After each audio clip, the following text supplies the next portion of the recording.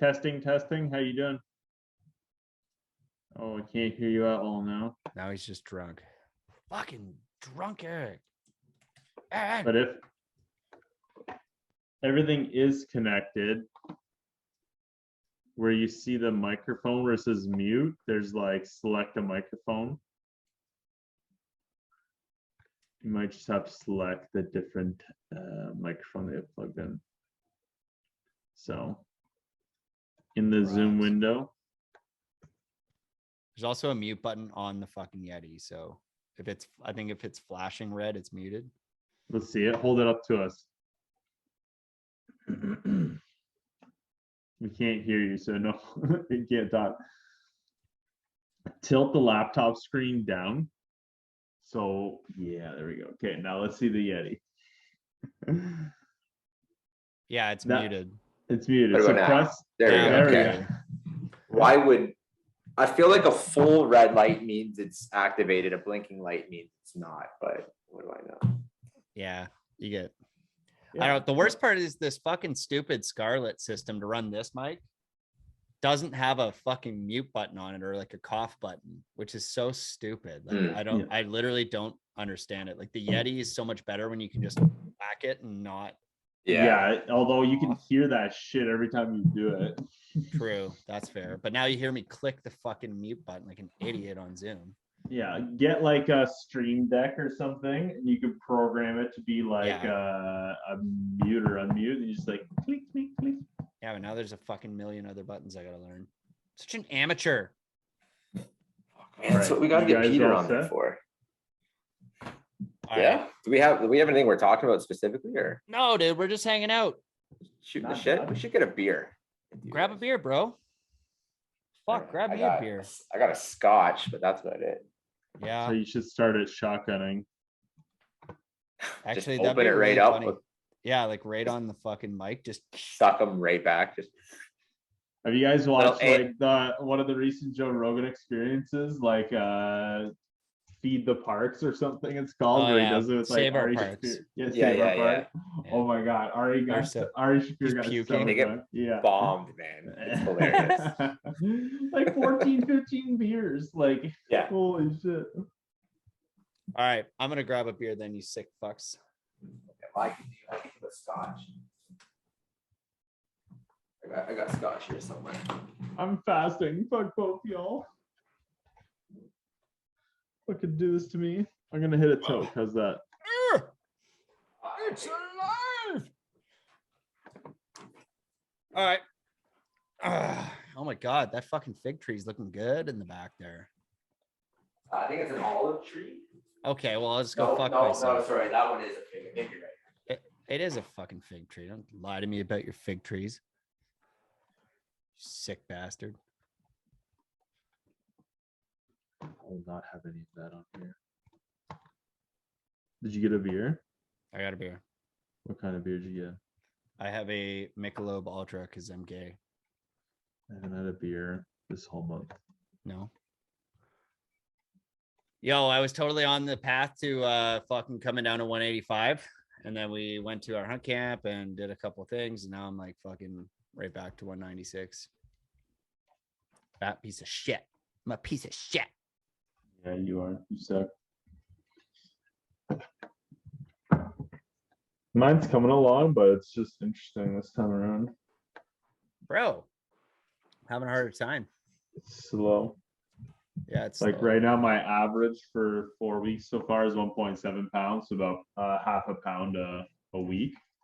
If I look at my highest and lowest, it's like 200 to like 196.6, so like 3.5 to 4 pounds.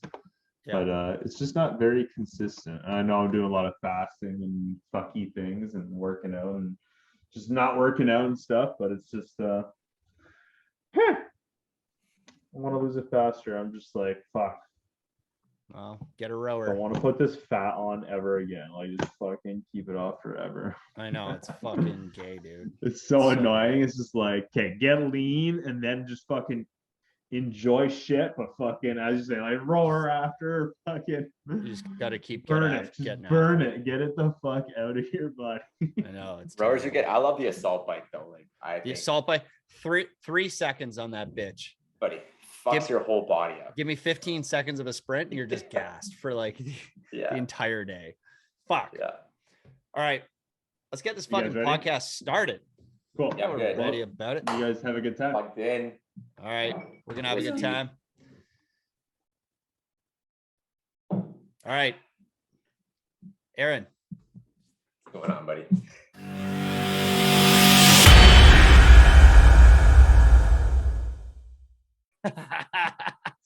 All right, let's get this shit started. Welcome back to Mic'd Up Millionaires. The last episode, we had Corey McKinnon on. We were talking about real estate. We were talking about business. We were talking about family stuff. We were talking about how do you actually do it all and have it all. This podcast, oh shit, this bottle didn't even make a cool sound.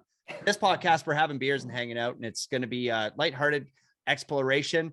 Ehren Laycock's on the microphone on the other end here, and we're going to just chat, man. Ehren. Yeah. Buddy, we've hung out a few times, but I legit don't know anything about you. Oh, that's not true. I will say though, I am your beard and mustache makes me regret shaving mine. I wish I just kept growing it, but I shaved it. Hey, I we all succumbed have to our the pressure. regrets. We I all know. regret something. I know. I don't regret growing this beard or mustache. No, I'll tell you that no. for free. Although sometimes like there are some drawbacks to having a beard and mustache like this. Like if you go around trimming it, like your sink is just fucked, right? Like the vanity will never be the same. Shower, terrible, hair everywhere. Drinking anything, right? Eating literally anything, that's a problem. Yeah, just constantly Constant. moving it out of the way and well, and it looks like shit cleaning too. it off. You get some Guinness or something in there, it's disgusting. Yeah, but it's a look that comes distinguished with being able to grow it, right? Like it's as disgusting as it gets. Only a certain select, amount of people can have that ability to look that disgusting while drinking. So true. That is true. I found it's been an exceptional networking tool, which is something I actually didn't plan on, right? Like I got my Rolex collection and I got, even the Tesla was like, the purpose of it was to network with people and to actually have better conversations. Turns out the beard will do anything you want, right? If you want to get into a room, even more so though. The mustache, actually, you're right. The mustache, if it's a male crowd, if it's a mixed crowd, the beard's fine. The mustache gets the male crowd going, right? Yeah. The guys are like, dude, what the fuck? And I'm like, patience. It's all about patience. So it's that awkward phase of you first got to get like if you start from a clean shave, like you got to get through just like the grossness of it, and then it hits like an okay phase, and then there's like a second phase of like I need to like this shit's disgusting. I got to get rid of it, and then if you can last it, then you can start to shape it, and then it goes from there. Well, and I can really curl this baddie, but today it's fucking acting up. The one ends, I don't know what's up. The one side just refuses to curl up today. Yeah. But mine would naturally curl on the one side and curl down on the other side. And it took a whole lot of just force playing with it to get it back up there. Yeah. You got a mustache wax or something going on there? Yeah, I like to use a mustache. It's kind of like a glue almost. Like it looks like fucking Elmer's glue almost, like those glue sticks. Like it's kind of gross. But you get that right in there, twirl it around, and I think ideally you would use a hair dryer and one of those like circular combs, but I don't have that going on for me, so I just twist it, man. And it's actually weird today that it refuses to stay up in the twist. I think it's just I need to just shower and maybe like boom, brush it out real quick, and it'll curl just right restart up. Just a hard restart to it. Like Restart. All right, go. So Ehren, where are you from? Grew up in London, man. Shit. Yeah, East End there. East End. Hey, that's my jam. Bought my first house in the East End. Yeah, whereabouts? Parterberg Crescent, which is Highbury and Oxford, which is very close to Clark. Oh yeah. Okay. Yeah. That's wicked. So now you're into mortgages. You've been rolling deep with the Finley mortgage team, which is wicked. What got you into mortgages? It's a good question, man. Honestly, really just like kind of a fluke. I went to school for kinesiology. Like both Josh and I, like neither of us really had any path that was starting out to kind of get into anything finance related or real estate related. I took kinesiology, thought I wanted to train professional athletes, realized that I didn't. And then was just kind of debating on whether I wanted to, pursue something sciencey or medically was kind of where I was going. And then I just looked at, like 6, 7, 8 years to take med school and specialize in something, if that was a path I was even going to consider, or even chiropractor, all those medicals, they're all seven years of schooling. I was just like, like how much money am I going to spend? How long till I come out making anything closely to where I'd want to be making? And then, is there anything else out there that I could kind of jump into and immediately start making, a level of money that I wanted to be making? And our other business partner, Scott, Josh's uncle, basically talked to both of us when we were kind of stuck, and was like, if you're looking for something where you have, unlimited potential, with mortgages, you can sit at home in your PJs and, you can make a comfortable $60,000 to $70,000 a year. Or you can, dive in, bust your ass and make, as much money as you want. And I have an uncle out in BC who was a realtor, and I talked to him a little bit before, and real estate had always kind of piqued my interest, but I never really thought of pursuing something into there. And then shout out our business partner. And, honestly, like mortgages itself has been one of the biggest learning experiences of my life, for sure. Just in terms of financing, learning about how to keep your finances under control, learning about credit, what goes into credit, how to build a credit score, and then just, being able to buy a property and feel comfortable with the mortgage process. For so many people out there that we deal with, aside from the investors and even some of the investors, just the mortgage process has become there's just such a big, dark, looming cloud. A lot of people are scared to talk about it. They don't want to talk about it. They know what comes from talking about mortgages and applying for a mortgage. You got to dive into their finances. For some of those who are buying a property for the first time with their spouse, might be an uncomfortable conversation if you got, maybe you got a 550 or your spouse has got a 550 and you're in the 8s, and it's something that you've never talked about. I mean, finances is already such a avoided conversation. How many couples get in together and get married and have never had a conversation about finance and never don't know whether a couple or their partner's credit score or what their finances are like. And all of a sudden you're buying a house and you think you're going to go in and get it done with the bank, but you got this bankruptcy or something that no one knew about, and you're stuck on a private or a B. So it's just, it really opened it up and got me just so much more comfortable having those conversations. And it also really showed me what it's like out there for everyone else, like, where the world is sitting right now, or at least in Canada, on the financial scale. And it's just, it really does. You can really see that for a lot of individuals, financial literacy was just never something that was talked about, was never something prominent in their life. And, having conversations with people, asking them basic questions like, hey, like I need a T4 or I need a T1 general, and they just have no idea where to get it from. And it's just, people are just so out of touch, and it's been an eye-opening experience for sure. Learned a lot more than I've learned in university, college, and high school, definitely. Yeah, I was just talking about that with Corey on a previous episode. Like, I have this degree in international business management, but like, what the fuck is a T4, right? What's a T1 general? What is, and like, I didn't do this, but a great example that I've heard way too many times is like, oh, you mean like that bill from Bell that you just decided you weren't going to pay? Like, that went to collections, and like that actually had an effect. Like I didn't do that, but I know handfuls of people that just said, fuck Rogers, fuck Bell, I'm not paying that bill. Stick it to the man, baby. And then they're in collections and their credit score is fucking 600 or 500. And you're like, oh my God, dude, you're never going to get anything.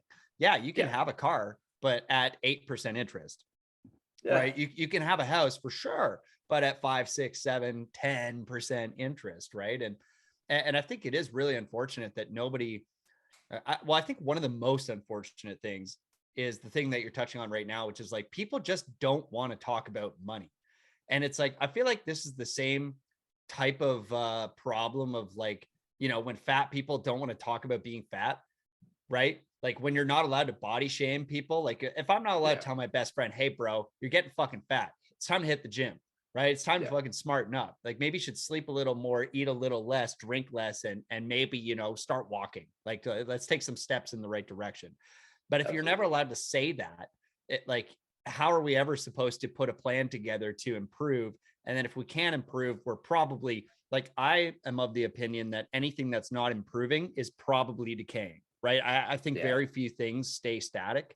And so if something's in a constant state of decay, unless you're working on improving it, like, well, don't you think we should spotlight that fucking thing and actually talk about it?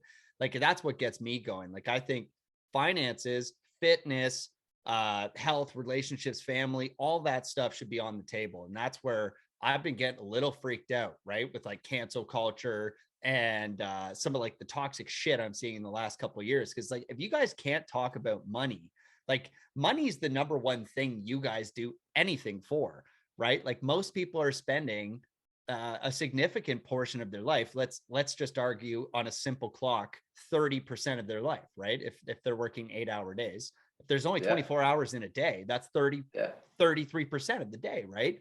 So you spend a third of your life doing something for a thing that you can't talk about. Like that's fucking crazy to me. And I think that's, I mean, you look at the average retirement age. I mean, people retiring in their 60s, mid 60s. I mean, you know, like for my dad and my parents, like my dad just turned 70 and my mom's 65 and they're still working. And I think there's something a little bit different that I think my dad's just going to work forever. Like he doesn't really know how to really stop working. He's always going to have something to do. But, you know, I know they're not necessarily in a position to sit down, retire and not have to worry about money again. And it's just, you know, for the simple fact of, you know, do you want to spend up until your 70s working? And then what? You know, there's that meme that was going around for a while and it's a picture of an old couple on like one of those little, I forget what they call those little boats in Italy. They got the guy in the back and he's pushing it. And it's like, why you don't wait till your 70s to retire because you're fast asleep on the boat. And it's like, you don't have the same energy. You don't have the same ability to enjoy your time off when you're 70 versus hustling, making as much money as you can, trying to retire by, you know, at least before 40 is a good goal. I think where a lot of people are at that, you know, I talk to, and still having a decent amount of your life, more than half of your life to be able to enjoy it and have the energy to be able to enjoy it, man. And I think that's really more about, you know, the importance of getting to that point earlier is having the ability to enjoy it, not just being alive and being able to take the vacations, but, you know, being young enough to actually enjoy it and do stuff. You know, you want to go climb mountains, you want to experience it. You don't want to be sleeping half your time on vacation. You want to be doing something active. Bro, my back's already getting sore. You know what I mean? Like some days you wake up, you're like, what the fuck? Why did these things hurt? These things never used to hurt, right? We just built, so I bought 100 acres with, it's like surrounded by 3,000 plus acres of crown land. And, you know, just built the foundation and floors the other day.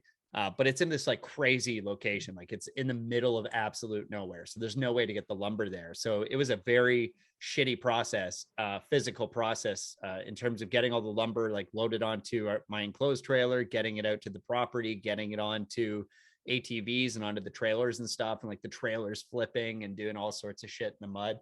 And like, man, I'm sore after that. Like I'm physically beat up a little bit. And I'm like, I just can't imagine. And I was saying this to some of the guys that are out there with me, my hunting buddies. And I was just saying like, this is why we're building this now.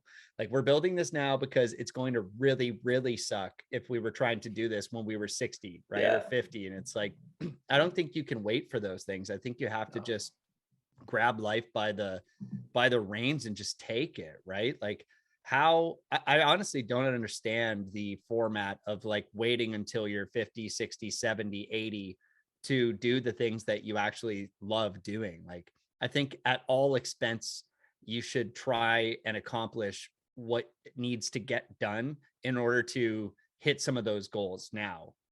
Traveling is a great example. So I think the thing you're talking about is you know, that the meme is an older couple in Venice, right? And they're in that boat. Like a gondola or whatever. And they're just fucking dead asleep, and you're like, oh man. And like that could be a one-off, but it's probably not. Like, well, and like at that point too, the average person, like how much are you retiring with? How much is that vacation cost of your retirement fund, right? Like, you know, the average person definitely isn't retiring with enough money to be able to not think about taking their vacation, not having to worry about the cost, right? They're still pricing it out. How much is that going to be of your retirement fund for you to not even, be awake for half of it or a third of it, whatever. But I do the think fact that you can't enjoy 100% of it.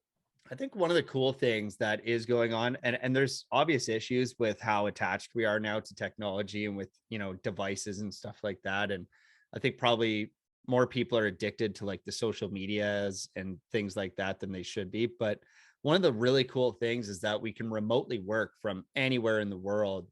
Yeah. And get shit done and have fun at the same time. And if you're able to work anywhere, then probably you can work like, with anyone, right? Which means you can travel with your family or with your friends and still work at the same time, or just take advantage of some of that mobility that's available to us. And I think that's just brilliant. Like Matt McKeever at his big property there has Starlink there, right? So like where he purchased his property is like an area that like you barely get even cell service, and you certainly aren't getting fucking high speed internet.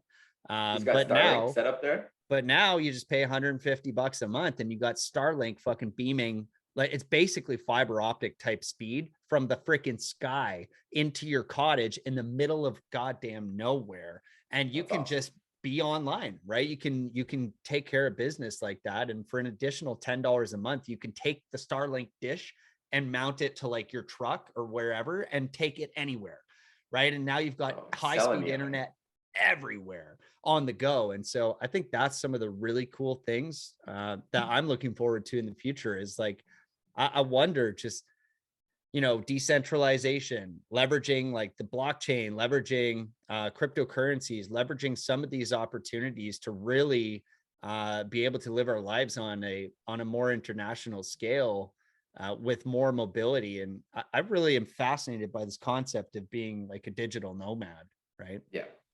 Well, it's an interesting concept, especially after that Rogers outage. We were in Alberta when it happened on the Friday. So, we were trying to do a little bit of work, no cell phone service. Okay. So we go into the coffee shop that morning, try to buy a coffee. You can't purchase with debit or credit because the point of sale isn't working. So the guy goes, okay, go around the corner. There's a little ATM. You can pull it from cash. So we go around the corner. It's just this one-off BMO ATM, and put my TD card in, loading, nothing. Can't connect to TD. So you can't even pull money out. So no GPS on our phones because we can't connect that way. We're in Calgary, which I have no idea really where I am in Calgary, wandering around looking for a TD building to physically go in and take out cash. And it's just like, how fragile of a system are we really on, for many different things. Security. I mean, I was hearing people could even call 911, couldn't take out any money. I mean, no one carries, cash anymore. I mean, very few people hold on to cash. For me, I was curious in terms of like, what does that mean for digital currencies? If you do have something like that, and the blockchain being online, does that impact it? And I mean, it just gives rise to so many different questions in terms of what that means for the future. And one of the biggest issues about me having, a monopoly on internet providing services between, Bell and Rogers is just like, what are we really missing out on? Are there better options out there? Just how much does that impact a technology-driven future? Just so many questions. Yeah, I get really freaked out about that stuff, and I'm just gonna pull up real quick a post I made that after that day, because I think it's really important that people actually think about this stuff. And I know that you initially sound it sounds kind of like oh, like you're crazy, you're a prepper, you're like a doomsday kind of guy. This stuff is unlikely, it'll never happen. But then you actually have something like this Rogers outage, which put literally like, and I don't know if the numbers exactly shake out like this, but let's just say roughly 50%, right, of the province or even half the country, like out of internet service, out of security, no 911 calling, no ATMs. Like my business and your business, I assume, is all run online. Oh yeah. Yeah. So like, millions and millions and millions and millions of dollars of opportunity cost there is probably how I would look at that. And all of lawyers that couldn't close, like everything. Yeah. The whole system revolves around. And it is actually really hectic to think about that stuff, because like nobody thinks it's going to happen. And then you wake up and there's no internet. Like that morning I was, what the hell is going on here? And I didn't think too much about it. And then I had all my team meetings coming up that were all scheduled. And I was like, oh shit. And one of the cool things was, not one person on my core team missed our meetings because they all just like drove to different locations. So it turns out McDonald's is the safe haven if you're experiencing a Rogers outage. And I think that was fun. I was like, well, at least the team's super resourceful to like go and just get after it and make sure that they're not missing out on stuff. Anyways, I can't find this motherfucker, but what it was a few different things that I always have on me that I think is really important. So my bag, my everyday bag, my kind of everyday carry includes like all the shit you need. So I've got a battery bank for the cell phone. I've got a few spare AA batteries, a few spare AAA batteries. I've got a fucking very, very bright flashlight, which is really excellent for like basic security, also for personal protection. Like nobody really understands how badly a fucking bright light messes you up in the dark. So carry around a very bright flashlight with me. I actually have a map of Ontario in my bag, my laptop. I've got basic personal protection in there. I've got water purification tabs right in there. I've got everything in my backpack except shelter, and that just stays in the truck, right? So like having water, having food, having shelter, having batteries, having a GPS is great if there is service, so I've got that too. But having a map, like this is all stuff, and like it really just comes down to having a plan, right? Like I think we all recognize at this point, or we should, how fragile society actually is. Like the last 2 years should have been very revealing for everybody how fragile this shit is. Like it doesn't take much. Like let's just recap the last couple of years. Oh, everything's going along. It's all well. Boom, virus. We all get terrified. We hide in our houses. Turns out the virus doesn't do absolutely anything to anybody, unless you're like morbidly obese or have pre-existing health issues. But we're still going to freak you out with like propaganda campaigns. Then all of a sudden there's protests everywhere about Black Lives Matter and like, businesses being set on fire, crazy shit happening in the streets. What's going on there? We don't know. There was like Antifa riots. There was like the thing in Portland where they just set up their own anarchist little fucking area in Portland and just like claimed that was theirs, a lawless little corner of the city, and it was allowed to happen. LA, there's no charges now for like theft under $900. So there's places being broken. Places being broken into without consequence for things under $900. You're like, what the fuck? Homeless situation, unbelievable in a bunch of places. Like, now there's this conflict in Ukraine. There's conflict. Where's the other place? Like Sri Lanka right now, they're just shooting people. Holland, nobody wants to talk about that. The farmers are all protesting because they literally took like, I heard about that the other day, actually. They were spraying manure all over government buildings. Like they were dumping shit in the middle of roads. Well, crazy. They're shooting farmers. So they're shooting at them. So you're like, okay, fragile, like is not even the beginning of the word for this stuff. And it's like, it's all cool. And especially as entrepreneurs, like it's very easy to just get like in your little tunnel. Right. And you're thinking day in and day out. Okay, I got new files coming up. I got to pre-qualify people, right? I got to collect their paperwork. I got to put it through the system. I got to, talk to the lenders. I got to whatever. And for me, it's like, I got to make my offers. I got to generate leads. Got to make sure the sales team's operating. Got to, all these little things. And all of a sudden, a year goes by. But if we just take a step back and look at this shit, it's a little bit creepy, man. It's very fragile. Dude, the prime minister of Italy or president, whatever the fuck they want to call him, he just like resigned out of nowhere. And now there's like this. How about Trudeau just freezing TD bank accounts? Like that's in Canada. Bro. And so I'm just like, oh my God, this shit is fragile. So like, taking 10 minutes to make sure you've got some of the basics on you all the time is a good idea. The one thing I forgot to mention on that list too is cash. Like I always carry about $1,000 and like $1,000, it's both a lot of cash and not a lot at the same time, because like $1,000 will get you out of a lot of weird situations. Like, you could stay at a hotel for sure anywhere in the world for $1,000. You could, get transportation from somebody, right? Get a ride somewhere. You could, buy something off of somebody if you really needed it. Like $1,000 will go a long way, and it's also fairly compact if you're just carrying, you know, hundreds or whatever. You don't need to have this huge stack. It's not a day. Well, I guess it depends on how you're spending it, but you could probably get a few days out of that $1,000 if you really spent it appropriately as well too. For sure, you're not just stuck to a day's worth of resources. Which I heard, like some people didn't have service for 5 days from Rogers. Like I got kind of lucky. I was back up by the end of the day, but I was talking to some clients, they didn't have for like 4 or 5 days they were out. Yeah, absolutely. I heard that as well. And that was for their home internet mostly. And cell phones. So you're like, well, fuck, like what's the plan here, guys? What are we doing? So I think that all of this is fascinating that it's been happening in the few years. And at the same time, and this is how I wrapped up the last podcast, but I think it's worth talking about again. It's just like, I also see like opportunity everywhere and optimism everywhere, and fascinating new business ventures all over the place. And, you know, I see little pathways and forks opening up to do more, right? Like the blockchain's fascinating. Web3 is fascinating. The ability to just like have internet everywhere around the world and work anywhere is fascinating to me.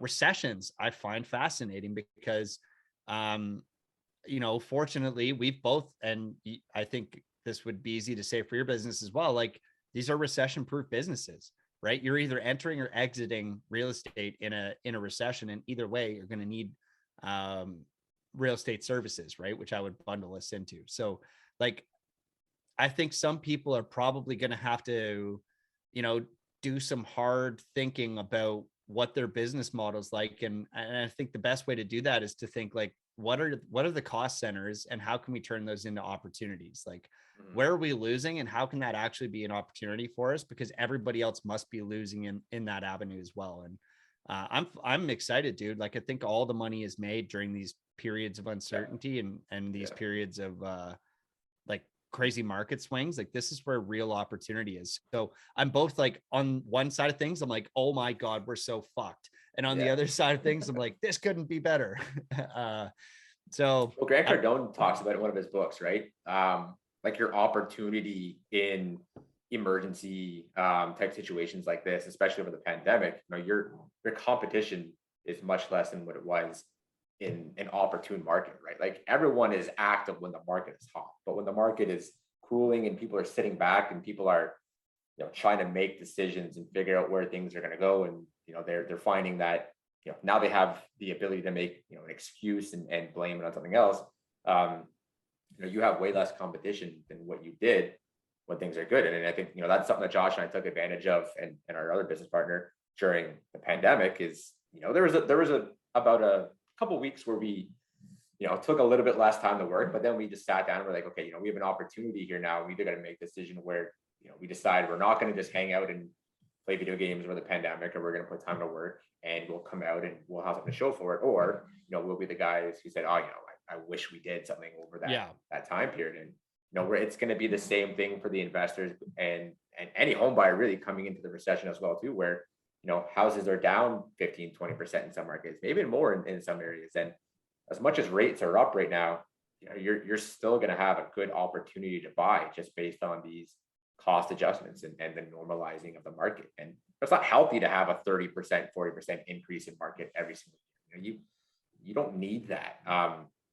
So, you know, it's good. You're going to have an adjustment period, and it's not going to recover right away. You know, by the end of 2023, we're not going to be back up to 2020, 2021 prices. It's going to take a little bit. So, you know, if you're not ready right now, you know, get yourself in a position, try to be as liquid as you can, figure out what you need to do, make your partnerships or JVs or whatever, and, you know, be ready in the next, you know, 3 to 6 months to be able to make that. You're going to have a few years to be able to take advantage of it. But, you know, there are also people out there who are already liquid and are already, you know, ready to jump on stuff. So you are competing, but you're definitely going to have a little bit less competition over the next little bit, you know, while the recession is in the middle of the swing. Yeah, I think people generally do the wrong thing when these recessions happen, is they start really clawing back on the spending that actually matters. Like, and this is what makes me happy. Again, and like something I talked about on a previous episode is like, I just know that my competitors are spending less on marketing right now. I know that they're dialing back their recruiting efforts. I know that they're spending less time training and developing their team. I know that they're spending less time thinking about the fundamentals and more time thinking about, fear and uncertainty and doubt.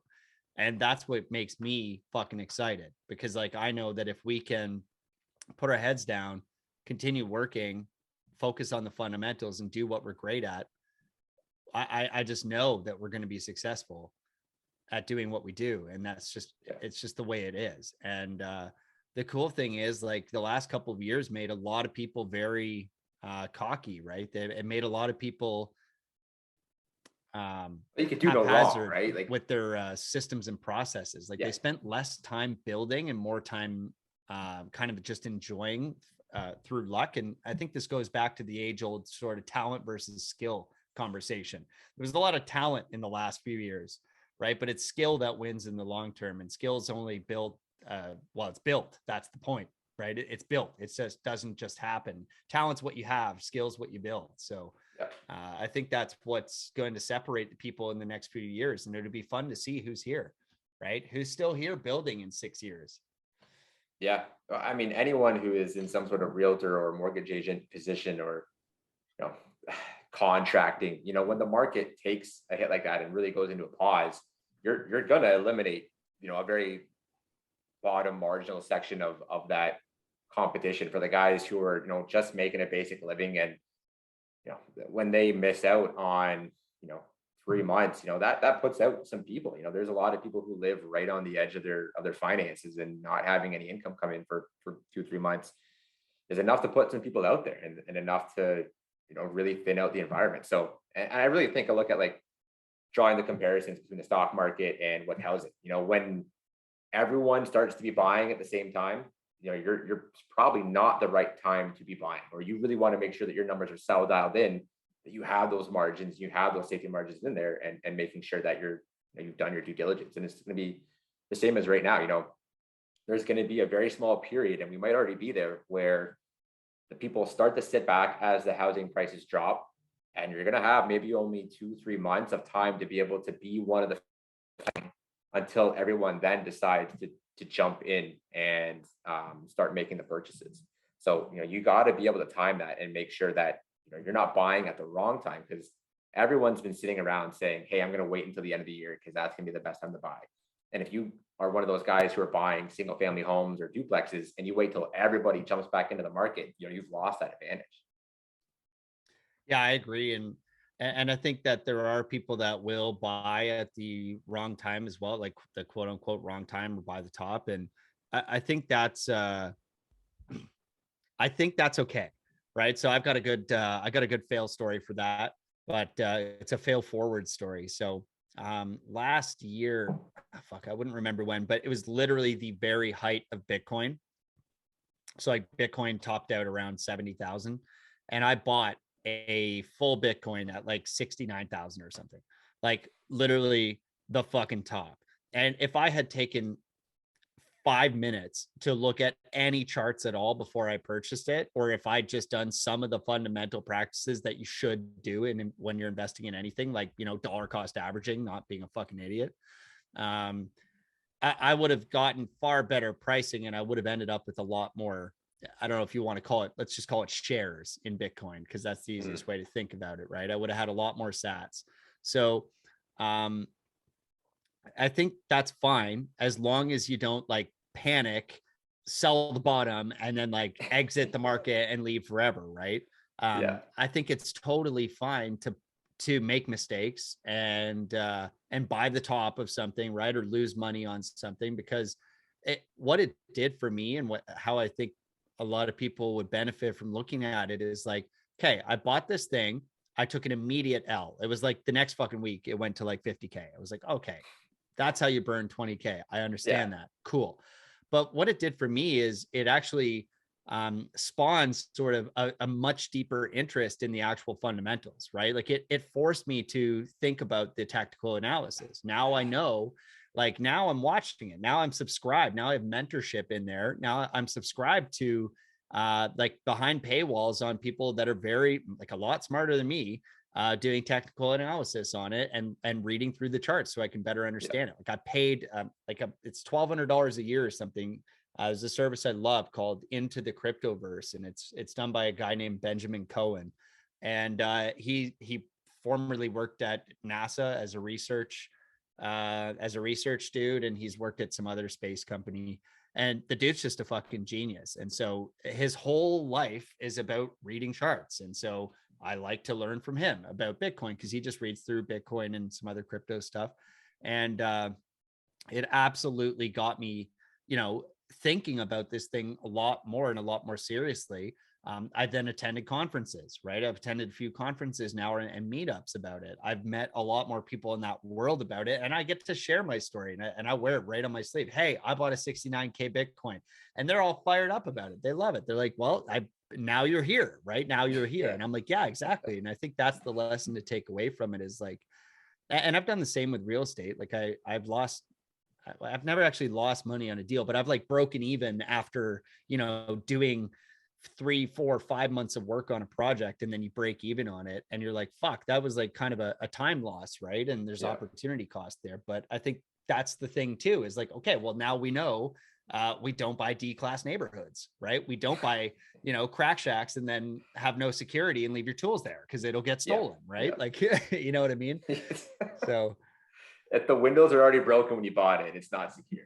It's not great. No. I think you make a good point. I think like anything you're investing in, whether it's stocks or cryptos or real estate, you really need to set your intentions and your goals ahead of time. And are you in this to make a quick profit?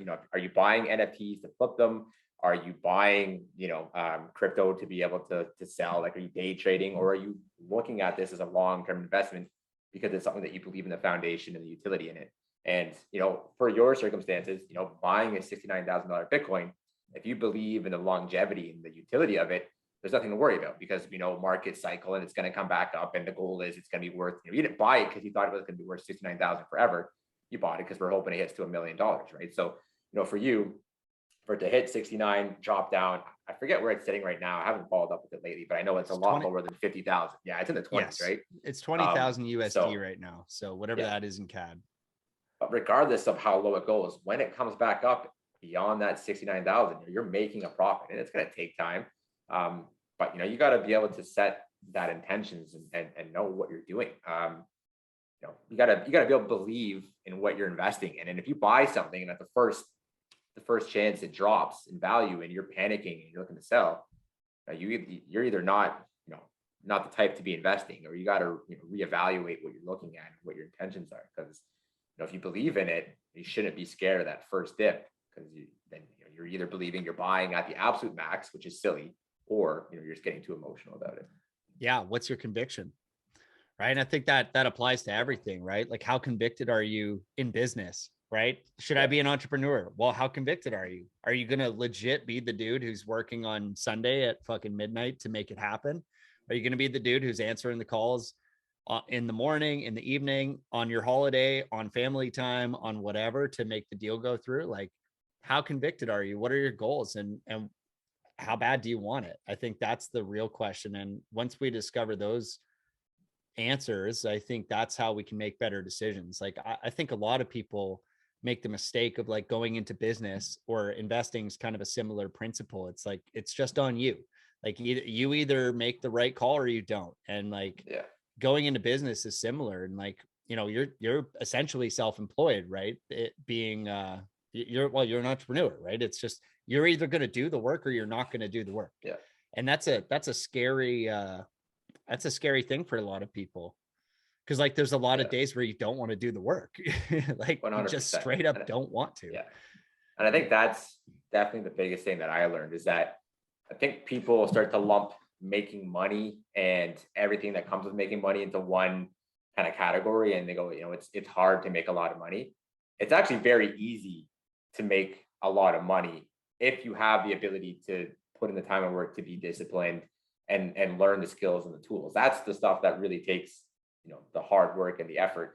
Making the money is the easy part that comes with it. Once you've learned how to do it, once you've learned how to take the skill of making money and leveraging and all the other things that go into it, making money is very easy, but it's the discipline and everything else. And that's the biggest eye opener I had is, the discipline, the time, the effort that it takes into it. I mean, you go into opening a business and being an entrepreneur knowing that you're going to have to work a lot and you're going to have to sacrifice things, but until you've actually sat through and tested your limits of being disciplined and having that work ethic, that's when you really start to realize the difficult part is that mental aspect, not the actual ability to make money.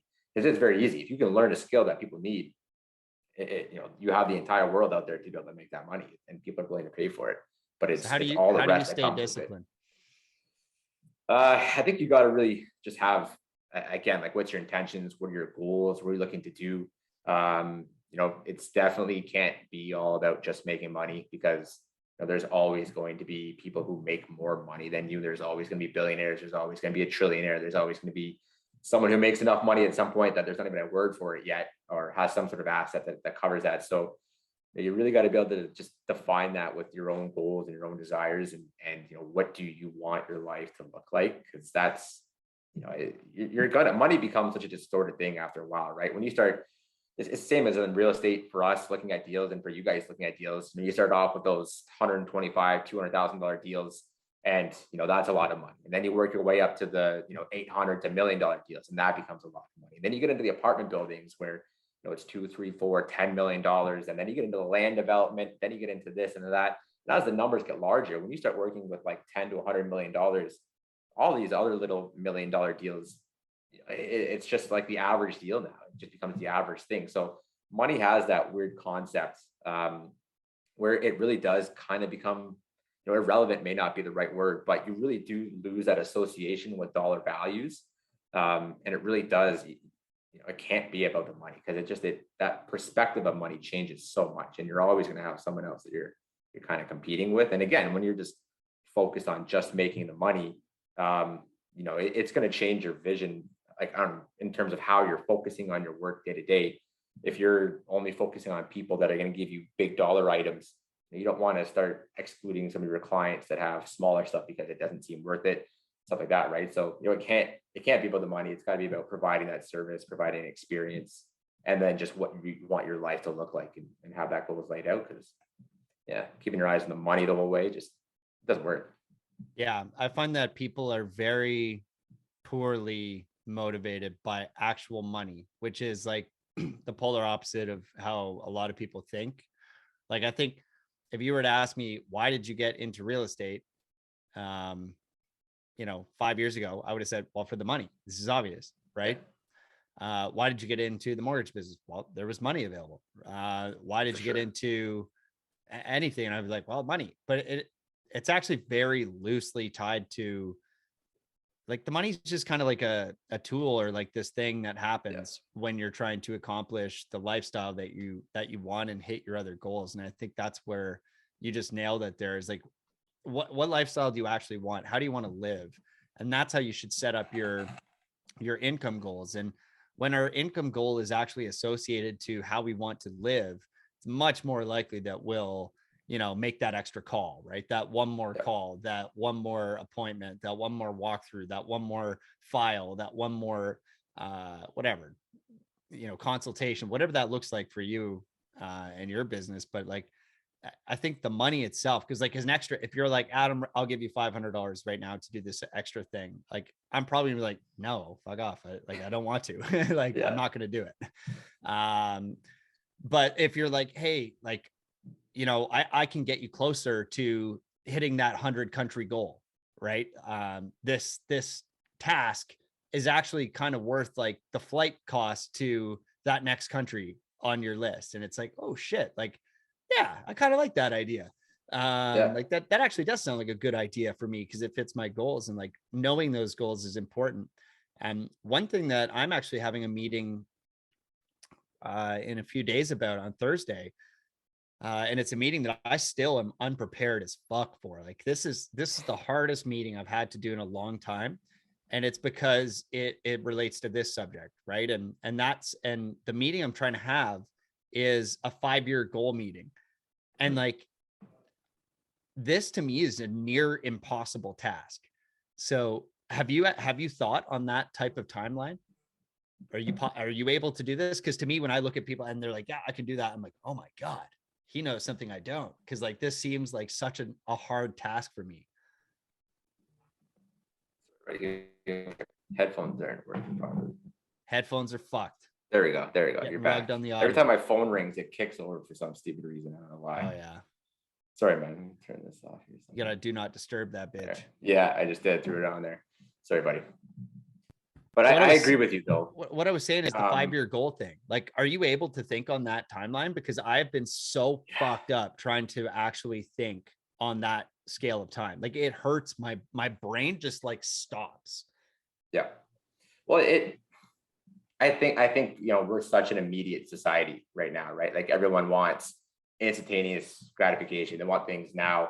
So you know, we're just not programmed necessarily to think 5 years down the road. And I think, you know, you can take that all the way back to, you know, caveman timelines. And I think, you know, a lot, even in 2022, a lot of our DNA and a lot of our attributes as humans is still tied to, you know, our ancient ancestors in terms of you didn't have tomorrow necessarily all the time. There was dinosaurs, saber-tooth tigers, disease, stuff. You know, the average caveman probably only lived 10, 15 years, whatever it is, 20 years. You know, that our DNA has, you know, we're a relatively young civilization in terms of our DNA and our genetics. So we have a lot of this old DNA that, you know, isn't programmed around thinking we're going to be here in 10, 15 years down the road. We didn't have that luxury, you know, however long ago. So you're still trying to fight basic genetics. And yeah, you know, trying to plan out 5 years down the road from now is uncomfortable for a lot of people. I think even 3 years, a year down the road is uncomfortable for a lot of people, especially if they haven't even just decided what their basic goals are. If you don't have a basic goal and understanding of what you want your life to look like, of course you're not gonna be able to plan 5 years from now. You can't even decide what you want by the end of the year. So how are you going to figure that out, you know, 5 times that time length? So I think that's the biggest thing is people, you know, haven't been able to figure that out. It takes some discipline to sit down and figure it out too. And it's also going to be a very real conversation with yourself too, is, you know, if you had a general idea what you want and it makes you kind of sit down and forces yourself to look at, have you even been, you know, working as hard as you should be, or have you been kind of taking it a little bit easy? And I think there's part of that uncomfortableness that comes with that as well too. But I mean, yeah, like I can't say I'm the person who sat down and has like a 5-year goal nailed out. I have some general goals. You know, I'd like to be able to passively retire, you know, 35, and definitely before 40, I'd like to be able to, you know, be walked away from having the 80, 85 hour work week. You know, I'd still like to be able to do work if I want to. And I'm never going to really stop working, but, you know, be able to change at least my, my schedule, you know, whether we're running a business still then or however that's involved. But yeah, I don't have a specific 5-year goal locked down yet, which is probably something everyone should have for sure. Well, the reason we're doing this meeting is we want to figure out like what are the different components of a 5-year goal? Like in 5 years, what would you like your life to ideally look like? And what does that all entail? So like, how do you spend your time? What is your income level? What are you doing with that income? Where do you live? What does that lifestyle look like? What are you eating? Who are you hanging out with? Like, and then like the reason in for doing it is I kind of want to understand, like, okay, like if those things are true, then what business model should you be employing today? Like what should we be building today in order to have that 5-year thing satisfied? And like one of my challenges is like on the 5-year scale, like when I really think about it, I just feel like so much of my actual goals on the surface level are so like superficial. I'm like, yeah, I want to like travel more and like, you know, I kind of want a plane, or at the very least, like I want to finish my pilot license and be able to fly around. And like maybe one of the old adages is if it floats, flies, or fucks, rent it. Right. Like, so maybe you don't actually buy the plane, but you've got the money to just, you know, fly around wherever you want, and have a pilot license ideally. But, you know, and then I'm like, okay, well, like, that's kind of cool. But like, I don't know. I don't know if I actually like get super motivated by that idea, and like what business model would you actually need to do those things? And it's like, well, actually any business model would do. So I'm finding it really challenging to like nail down specifically what 5 years from now actually even looks like, because in the last 4 years, I've been able to build, you know, a 7-figure real estate business and pick up, like right now I've got 26 units and like whatever, like I've got some of this stuff, but it's like I don't really know. And like I got the car, the truck, the trailer, the snowmobile, the ATV, like all the dumb shit that you get as a 28-year-old male. Like I've got the watch, the guns, the everything. So I'm just like, now I just like literally don't know what I want. And so I guess part of this part of the intrigue of this challenge is like just answering those questions. Like, what is that? What is any of this even for? Right? What is the actual purpose for these things? And then if you can figure that out, then you can probably figure out how to structure your businesses, right? You can figure out what your time commitment should look like. You can figure out what projects you even want to work on, like what's worth working on. Because like another $10,000 assignment fee for me, just like it has no purpose behind it unless there is like really a purpose. And like the same with like an additional mortgage file this year. Like, yes, we will help somebody get a mortgage, but what does that actually mean? Like, so but I think your point there too, and sort of cut you off, but like, it's okay to have some goals where, it can be finite. It doesn't have to extend beyond the 5 years. If you want that car and you work up and you save for it and you get it in 5 years, okay, perfect. But all of your goals shouldn't be, finite type goals, right? It's kind of like asking those questions where you got to ask those open-ended questions, having those open-ended goals, right? If you just have 10 goals that are all going to end in the next 5 years, like there's no progression, beyond that. And I think what's going to happen is as you start creeping closer to that, because 5 years goes by fast, man. I mean, you take a look at the 2 years of the pandemic and we're already in August, like we're already 8 months into 2022. Can you imagine? It's been 3 years and I still feel like the pandemic just started yesterday. Like I'm shocked that we're 3 years in right now, essentially. So, I mean, like it's going to fly by. And if you creep into year 3.5, 4, and you're like, I'm not as excited. There's a new car out, or there's something this, or now there's a different watch, or I want a different size house. Well, now like your goal is just like, do you feel like you've wasted your last 4 years? Like, what does that do to your goals? Whereas if you have these more open-ended goals and it's more business-based or more lifestyle-based, you can at least grow with that. If it's growing a multi-million-dollar company, okay, well, how do you get it to, 100 million? How do you get, 100 million to a 500,000 or half a billion or into a billion? Like, having something where you can at least progress your goals with you.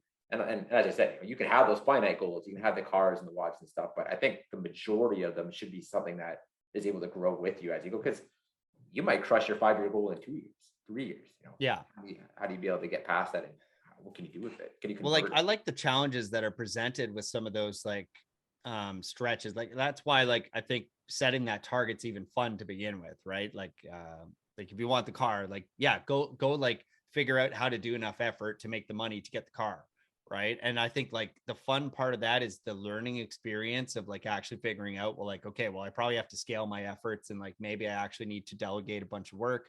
Maybe I have to like build out a bunch of systems and processes to be able to even get enough production out of my business model to be able to get whatever the thing is. So I think like the fun is in discovering the challenges that are unlocked by reaching for higher goals and reaching for higher things. But I just find it all fascinating. Like I wonder how like the average person, I guess the average person just never even thinks about this. Like they're just kind of going through life and spending time. But like, I feel like they're all just doing the same thing, right? They're all just kind of going to work, hoping that it's just going to keep continuing. And I'm like, damn, that's crazy. But like, I think the average person has a 5-day goal, right? Like, their goal is I get to Friday, it's the weekend, and then I get to the next Friday. True. So I mean, there's certain things, like there's things that I don't do that like a lot of people, that I've read or that I listen to will say to do, like, write those goals down every day, right? Like whatever the thing is, right? Like if you read, you're referencing Grant Cardone earlier, like in his book, the 10X rule, like he wrote like, I've got $100 million real estate portfolio, right? And like he had fucking no money at the time, right? And then his first acquisition was like 10 units or 20 units or something like that, and he kind of scaled it up from there very quickly. But every single day, he says in the evening and in first thing in the morning, he writes down those like crazy big audacious goals, right? Like those 10x goals is what he's calling them. And that's something I don't do, which is kind of interesting, right? Like, do you actually never achieve anything like that if you don't write that stuff down and like make it happen? Maybe that's the case.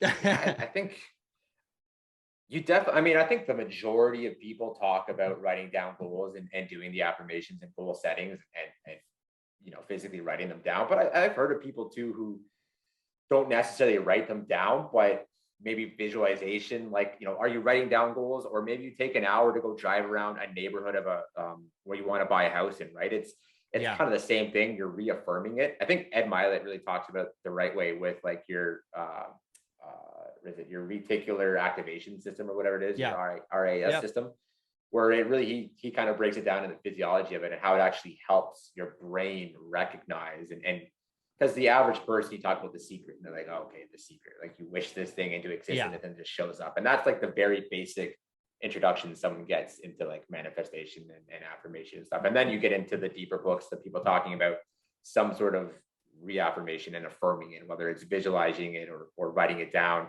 And then you slowly start to realize it's not, you don't just, hey, I want to get a Lamborghini in 3 years and it shows up on your doorstep. It's, you activate your brain to become aware of ways to be able to get there and what do you have to do.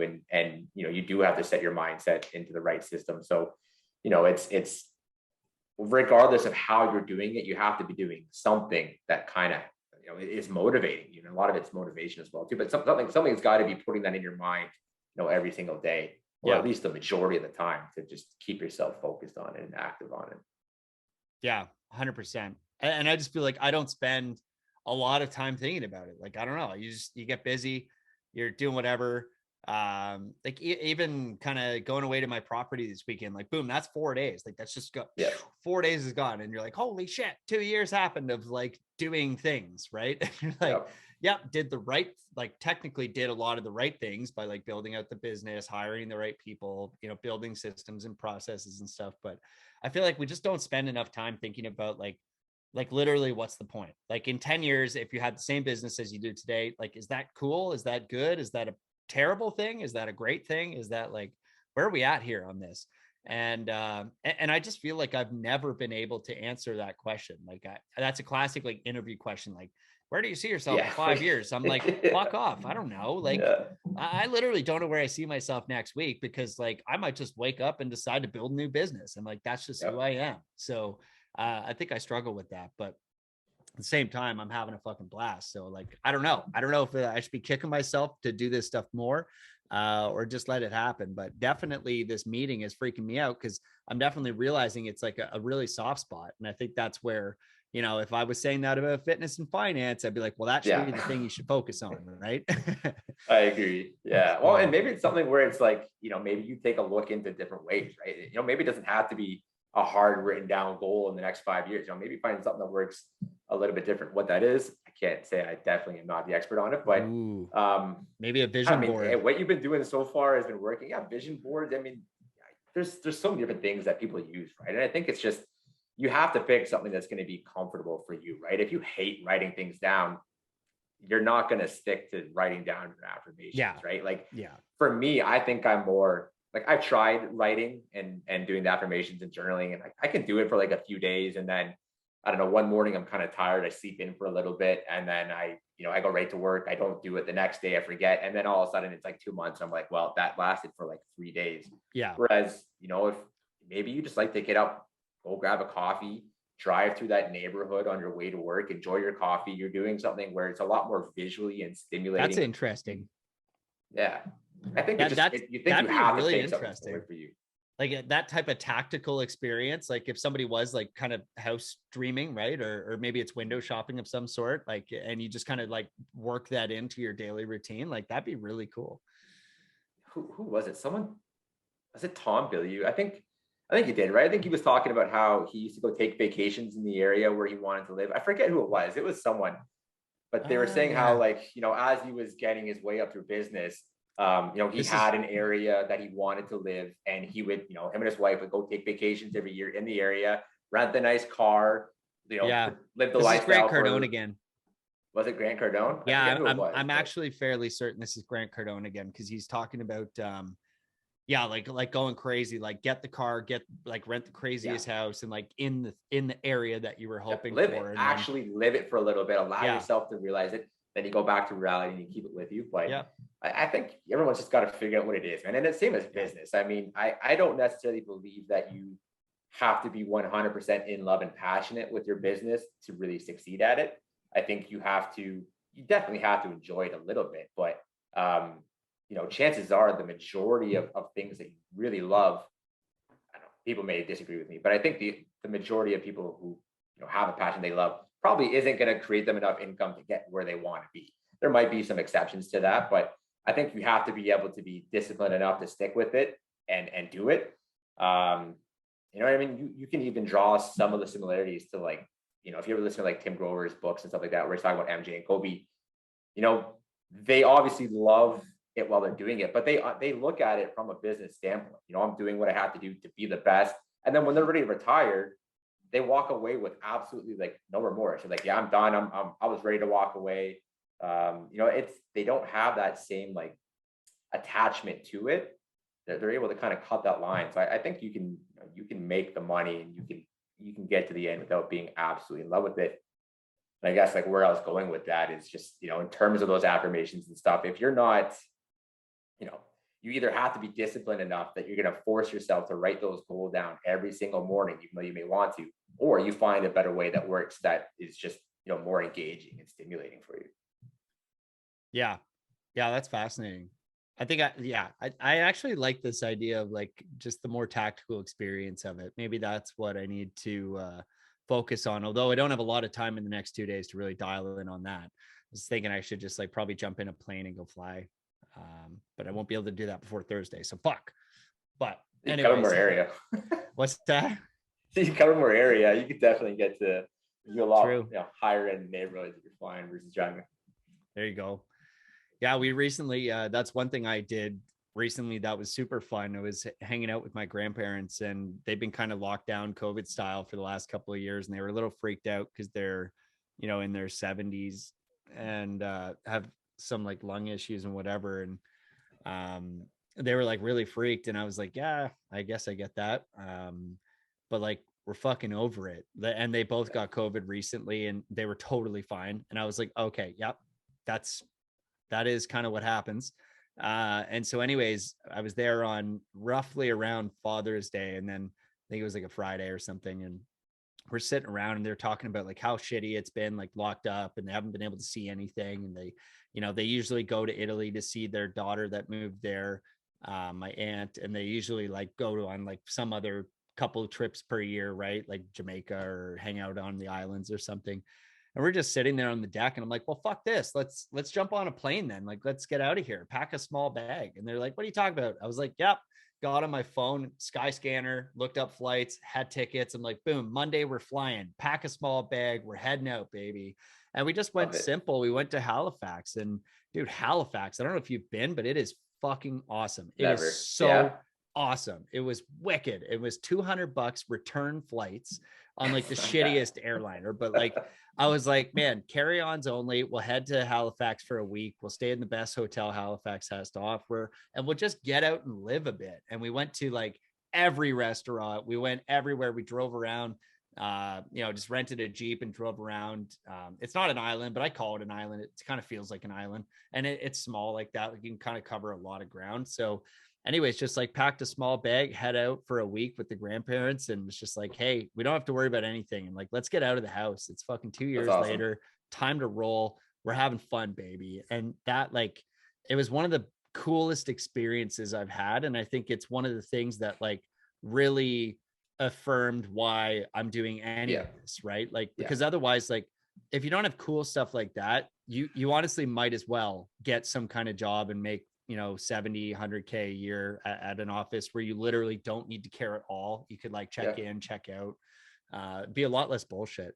But like, man, it was so cool to just have like no schedule. I'm like, hey, we can go. Like I can do my meetings from the road and we can just like go on a trip. And that's like so against the grain for them. Like they're like, usually planning trips forever. Like they call a travel agent, like make sure they have travel insurance. I'm like, fuck that. No insurance, no bags, nothing. We're flying Monday. We're on.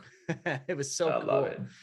Well, that's part of it, right? Like you wouldn't have that flexibility if you had to be in work from 9 to 5 and in an office. And it's like, think the biggest thing I kind of realized is that like over COVID, while I was just stuck inside, not being able to do anything, and it's like it's great if you're making money, but if you can't do anything with it, what is the point? Like that was big. Working 85 hours a week to be able to do nothing with it, like there's no point. You have to be able to do something and take advantage. You got to take that time for yourself. And I think that's the greatest thing that COVID did for anybody was to really show them like because like that's where you fully distill the idea or the concept that like it's really not the money, it's the experiences you can get with the money. And so like if they're, and like that leads you down other thought processes, right? Is like, well, shit, are there other ways to like do these cool experiences that aren't necessarily tied to the money? And man, it was such a weird experience to have like the experience of, I guess what it did was like a major shock to the system that kind of showed you probably what it feels like to be somebody that worked their whole life, retired, and then was, 80 or 90 and had no mobility, no functionality, like they were just shitty old. And like that's what it felt like, right? Because you were just trapped. Like sure, cool, you got a few $100,000 in the bank, but you literally can't even like go to a restaurant or like go do any of those things that you like. And you can't even walk your dog past like 7 o'clock in some place. So that was a real I think wake up call for a lot of people, and for me too. I was like, damn, like this, I always knew I didn't want to work till 60 or 70 or whatever and then retire and try and make use of like the 10 good years of your body that you have left at that point. But that's even live that long. Like, no, I know. Well, I won't. Dude, I'm gonna have a fucking heart attack at 50. I can tell you that. But well, yeah, man. I mean, you take a look at like, today's society, like disease is just so rampant. Like, and you don't even know how much of it's genetic, how much of it's in your control. I mean, I'll tell you what it is. You may not even live long enough to retire, unfortunately. So yeah, true. But yeah, man, that was the same with me. Like last couple of weeks, I guess week before, but we went out to Calgary for Stampede, hung out with the Calvert guys, had a great time. Then I went out to BC, spent a week out in BC, and I'm just like, just being out west in the mountains and near the ocean, and realizing that like, I didn't have to be at my house here in Kitchener, Waterloo to be working and making money. I'm just like, why am I I just felt so tied down. And I think like in the next few years, I definitely like to, I mean, if I had a goal in the next few years, it would definitely be to take advantage of the ability to work remote while I can, before anything does happen. And, who knows what's going to happen. I heard they're bringing in new restrictions or new changes to the vaccination policies and what's considered fully vaxxed and what's not. Like, I only have my second. I really don't want to take a third one. Yeah. If that's going to be the restriction, I don't know. I'd rather not, but I'm raw dogging it. I'm not even touching that shit. Yeah. I'm out of here. Some decisions were made just in the wrong moments, and I hear you. Desire of freedom, but I hear you. It's shitty when there's moving goalposts. That's the creepy thing. And that's, I think, where we're at on a lot of fronts, right? Like the war on terrorism. Like, well, that's a crazy thing to say, because like there's no like where's the ending point? Well, no, just the war on terrorism. What do you mean? There's always terrorism. Yeah, the war on it. And you're like, well, or the war on drugs. Like, which drugs? When? How? How many of them? At which point do we call this a success? And it's just like, no, I see what you're doing. If this is the war on COVID or whatever, or war on the unvaccinated, I'm like, okay, you're just consider it something else. Like, monkeypox is a thing now, apparently. So, be prepared for that. And there's like 5 people in the whole world that have got it. Fucking idiots. But I think it was like 600 people in Canada had, or something like that. And it became like a national emergency. And I'm like, 600 people in the whole country. Yeah, I'm so over it. So yeah, I mean, I'm down. More travel, more remoteness, more security, and more redundancy should be built in. So I think that's what a lot of investors and entrepreneurs have been talking about lately. It's just like, how do we ensure that we don't get trapped here again? Because I think that's extremely frustrating. And, we live in a place where we already pay like extremely high taxes. We pay a lot for everything, energy, telecommunications. Like we're top 5 in the world on cost for a lot of things that we shouldn't be. And I believe that's an okay thing if you get great trade-offs. Like if you get the best government, the best healthcare, the best infrastructure, you know, a very safe society with like a high degree of trust. Like if you get those things, it's worth paying taxes, fucking doing whatever it takes to maintain that type of society. But if you're not going to get that, then this is literally, it's just a bad deal. Like it's a very, it's a fraction. Asymmetrical bad deal.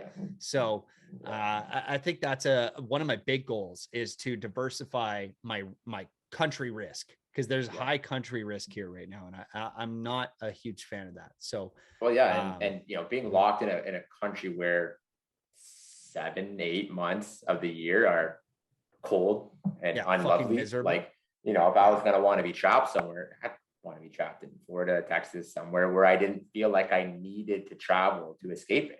Or you could at least drive the next state and go experience it, or you take a 2-hour road trip and you're somewhere else. And you can't do that anywhere in Canada when you're, you know, November to March for the most part is just not super pleasant. It's not shorts and t-shirt weather, that's for sure. No, for sure. Well, this year I was on my luckily I was on my snowmobile, so it was like kind of a cool thing, but it was minus fucking 48 where I was. I was like, are you kidding me? That's before wind chill. That's before wind chill. So it's like what, minus 60 with the wind? You're like, oh my God, like what are we doing here? This is outlandish. I'm not enjoying that.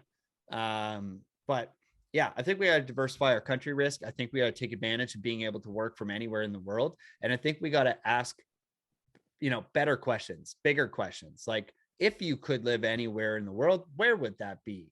Does that fit your current business model? Like if yes, then why not? Like, what are you actually, why do I live in London? That was a question I asked recently. It was like, I don't actually like London. Like, you know, one of the main drivers for my life is like food and beverage and travel. Right. So like, I can't travel here. The food and beverage, I've eaten at every great's a stretch, but I've eaten at every restaurant in London. Right. I know all of their menus. I know all their cocktails. I'm kind of bored of it.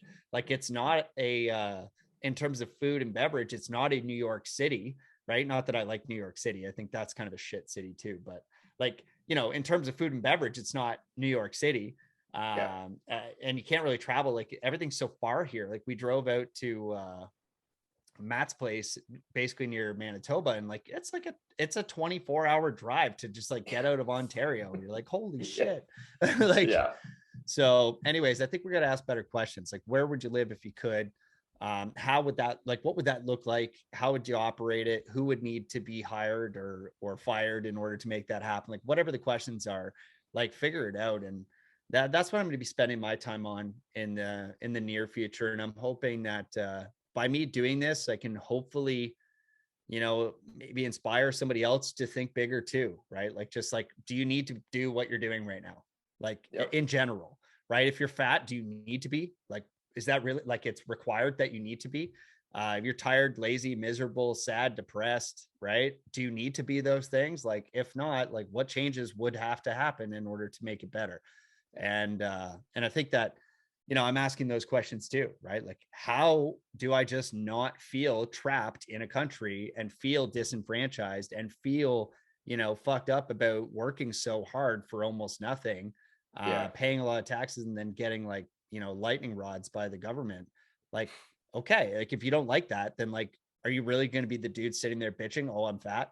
It's like, no, like start walking, right? Like, and I think that's where I'm starting to ask the right questions, I feel, for myself. And I'm hoping I can inspire others to ask the questions too, because I'd like to know their answers. Like, I'd like to know some of the ways people are thinking about these things so I can, you know, learn from these people. Like, everyone's coming from a different angle at similar problems, I would think, in life. So I agree. It's that whole, you know, tough times create tough men, and tough men create soft times, and soft times create soft men, right? I mean, you take a look at, we're in a very comfortable society. And I honestly think that's how Canada has, as a country, has gotten to this point is, you know, we were so used to living in a country where everyone was like, oh, thank God that we're not the fucking States. And now I'm at a point where I'm like, fuck, I wish I was in the States right now. And I think you just, you know, we had such a great country and it was so comfortable, and just all these things were handed out that people stopped making decisions. They stopped deciding on decisions that they would want to make. And the government just had free reign to be able to make those decisions. And I think that's really how we got to this point. because we're definitely not a tough society right now. It's Yeah. and on a world scale, we're not a tough society. Take a look at all the issues and things that are number one talked about in Western civilization. It's we're far behind where the European and the Asian countries are at with their and the improvements that they're making, and it's we're gonna get left behind if we can't get our shit together. Well, if we're still over here debating whether or not fucking somebody Man with can have a baby, or somebody with a dick is a female or not, I think you're into fucking issues, right? Like you're into deep water that cannot be recovered from. If that's like the focus of the entire society, you're like, Jesus Christ, let's just get past this. Like, who cares? Anyways, I got to wrap this up because it's time for me to move on to, I got a dinner meeting. I'm trying to work with another team, potentially merge some forces and grow a little bit bigger, maybe work at a bigger scale. So I'm going to try and scale this bitch up and take what opportunities here in front of us with this current recession that we're looking at. And problems are profits, baby. I'm stoked for lots it. of people are going to have to be uploading their homes. So yeah, dude. Well, thanks for coming on the podcast, Ehren. It was a pleasure chatting with you today, and definitely good to hang out and have a beer. Yeah, thanks for having me, buddy. Cheers. Cheers. And next time we'll see if we do something closer to winter time. Maybe I'll have my beard and stash go down. Okay, you're gonna grow. We'll do a meeting of the mustaches. A stash meeting. Yeah. Let's go. I gotta curl we'll plant a fake one on Josh so that he can fit in a little bit. He can't grow it, can he? Wow. He's getting better. It's funny, like watching him from when I knew him in university to now. He's just starting to sprout a couple little.